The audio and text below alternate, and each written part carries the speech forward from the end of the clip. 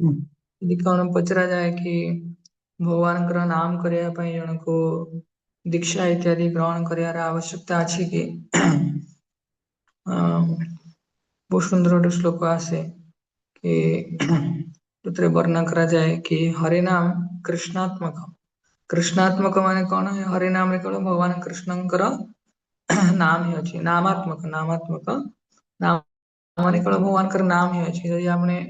भावुଥିବା ଯେ ଆମ ଶିବଜୀଙ୍କର ମହାମନ୍ତ୍ର ଶିବଜୀଙ୍କର ମନ୍ତ୍ର ଗାଇବି ଓಂ ନମୋ ଶିବାୟ କି ଓಂ ନମୋ ଭଗବତେ ବାସୁଦେବାୟ ତ ବାସୁଦେବ ହେଲା ଭଗବାନଙ୍କର ନାମ ତାପରେ ଓମ୍ ଅଛି ନମଃ ଅଛି କିନ୍ତୁ ହରେ କୃଷ୍ଣ ମହାମନ୍ତ୍ର ଏଇଭଳି ମନ୍ତ୍ର ଯୋଉଟା ନାମାତ୍ମକ नामात्मक माने केवल भगवान नाम ही अच्छी कृष्ण राम हरे सब भगवान नाम नामात्मक मंत्र आकृष्ट कृत चित्ताम सुमनसाम उच्चाटनम चमसाम तेणु ये हरिनाम समस्त को आकृष्ट करे काहाକୁ आकृष्ट करे जे कथा कहनी ताको भी आकृष्ट करि पारे जे पंगु अछि ताको भी आकृष्ट करि पारे जे जवन कुल रे जन्म होइछि ताको भी आकृष्ट करे तो ये हरिनाम को ग्रहण करने ପାଇଁ कौनसी प्रकार औपचारिक विधि ନାହିଁ चैतन्य महाप्रभु कहते दीक्षा इत्यादि औपचारिक विधि न दीक्षा न च पुरस्चरण ये सब कौन जिनसर आवश्यकता ନାହିଁ किंतु अपर पक्ष में कहा जाए ये हरिनाम किए सुंदर भाव ग्रहण कर पारिबो भक्ति भक्ति शक्ति केमिति गोटे जगह गोटे जगह जाती भक्त मानकर हृदय माध्यम रे जाती जड़े भक्तर हृदय जी भगवान को प्रति निष्ठा पर शरणागत थी से भक्तर हृदय रु आउ जड़े भक्तर हृदय को भगवान भक्ति शक्ति प्रवाहित हुए तेणु ये गुरुदेव प्रार्थना रे वंदना रे कहा जाए कि दिव्य ज्ञान हृदय प्रकाशित गोटे मूर्ख व्यक्ति पूर्ण श्रद्धा भगवान कृष्ण गोपरे रही पारे किंतु गोटे विद्वान व्यक्ति पंडित व्यक्ति तार श्रद्धा कृष्ण गोपरे भी रहूना तेणु से भक्त्या भक्ति संजायते भक्ति भक्त मान हृदय माध्यम रे ही आउ जन हृदय को प्रवाहित हो पारे भक्त्या तुष्यति माधव न च गुणे भगवान भक्ति माध्यम रे केवल भगवान श्री माधव संतुष्ट हो पारे तेणु से यदि विशेष करके हरिनाम महिमा विषय हम श्रवण करवा तो हरिनाम कृष्ण नाम प्रति जो भक्तर श्रद्धा थी शिल प्रभुपाद गुरु महाराज माने तो भगवान नाम प्रति माने श्रद्धावान अच्छा तेणु से सुंदर सुंदर शुद्ध भक्त मान हृदय आमर आम जो संग करवा तो आम हृदय को यही भक्ति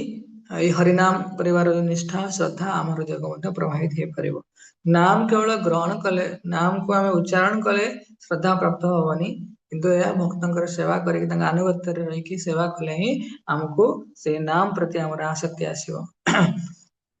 तेणु भक्ति विनोद ठाकुर कहती कि जहाँ जमीती भी हो आमको हरिनाम को ग्रहण करार अच्छी किंतु जदि आम प्रामाणिक वैष्णव गुरुंकर ठार हरिनाम को ग्रहण करूने जहाँकर हृदय भगवान कृष्ण विराजमान कर नाम प्रति अतुट विश्वास श्रद्धा अच्छी ताहले कौन हम आम केवल हरे कृष्ण महामंत्र अक्षर उच्चारण करुचे बुझला ना आउथरे कहि दउछि यदि आमे प्रामाणिक वैष्णव गुरुंकर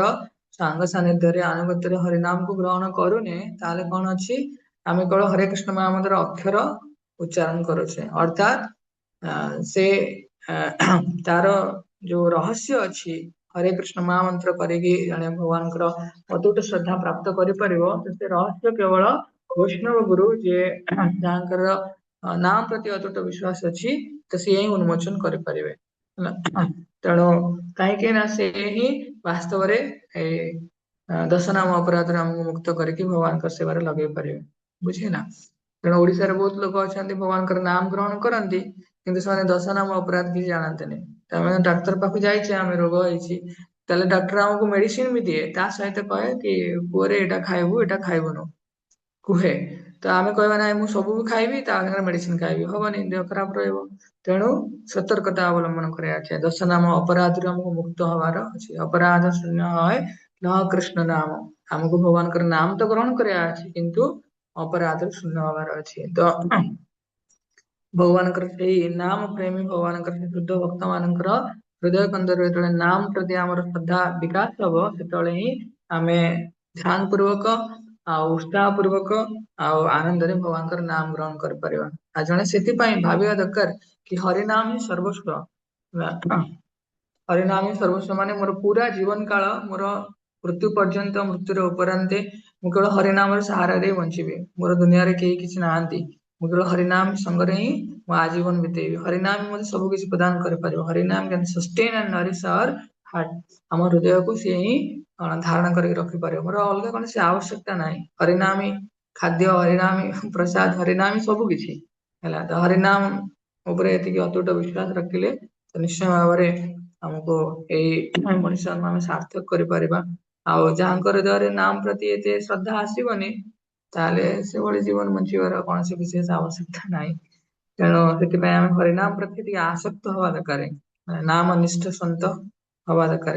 ନାମ ପ୍ରତି ଆମର ନିଷ୍ଠା ରହିବା ଦରକାର। ଆମେ ପୁରା 24 ଘଣ୍ଟା ସେମିତି ବିତେଇବା ଦରକାର ଯୋଉ 24 ଘଣ୍ଟାରେ ଯୋଉ 2 ଘଣ୍ଟା ଆମେ ନାମ କରିବା ତ ନାମ କରିବା କେମିତି ସୁନ୍ଦର ଭାବରେ ସେଥିପାଇଁ ବାକି 22 ଘଣ୍ଟା ଆମେ ପ୍ରସ୍ତୁତ ହବା ଦରକାର ହେଲା। ଠିକ ଅଛି ଆମେ ଏତିକି ଶୁଣିବା। ତ ହରିନାମ